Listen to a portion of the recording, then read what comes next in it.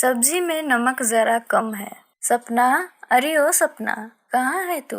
जरा नमक तो लाना। जैसे ही सासू माँ की आवाज सपना के कानों तक पहुंची, जल्दी से सपना नमक की डिबिया उठा तेज कदम चलाती सासू माँ के कमरे में पहुंच गई। चम्मच से उनकी सब्जी में नमक डाल वापस जाने ही लगी कि सासू माँ बोली, अरे सपना बेटा, तुझे कितनी बार कहा है कि एक डिब्बी में जरा सा नमक डाल कर रख दिया कर, ताकि जब भी मुझे जरूरत पड़े मैं खुद ले लूंगी। बार बार तुझे आवाज लगाकर मुझे भी अच्छा नहीं लगता, लेकिन तू है कि मेरी सुनती ही नहीं, तपाक से सासू माँ बोली। लेकिन सपना बिना कोई जवाब दिए हल्की सी मुस्कान दिए चली गई।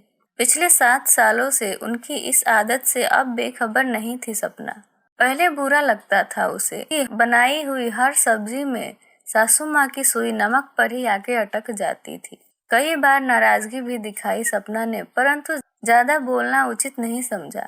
आखिरकार घर की बहू जो ठहरी, यही बात अगर बेटी बोल दे तो कोई दिक्कत नहीं होती, परंतु बहू के कोई भी बात बार बार कहने पर कलेश का कारण अवश्य बन जाती। यही सोच सपना ने चुप रहना ही सीख लिया था।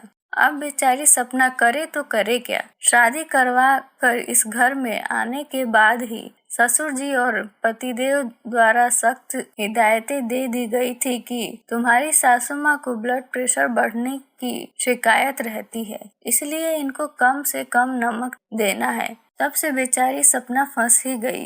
इधर कुआं उधर खाई वाले हालात जो पैदा हो गए थे। कम नमक डालती तो सासू माँ का एक ही डायलॉग सदा कानों में सुनाई पड़ता कि सपना सब्जी वैसे तो बहुत स्वादिष्ट है, पर नमक कम होने की वजह से रोटी खाने का मजा नहीं आया। लेकिन फिर भी दवाइयाँ लेनी होती है तो पेट भरने के लिए खा लिया है खाना। अगली बार नमक का जरा ध्यान रखियो। एक दिन तो हद ही हो गई जब सपना ने सासू माँ को खुश करने के लिए सब्जी का नमक थोड़ा तेज कर दिया। बस ये फिर क्या था, बड़े मजे से रोटी का स्वाद लेते हुए खाना खाया और शाम तक ब्लड प्रेशर बढ़ गया। सासू माँ जी का ये सारा दोष जा पहुंचा सपना के ऊपर, क्योंकि सासू माँ अपना दोष तो बताने से रही, नाक जो कट जाती थी।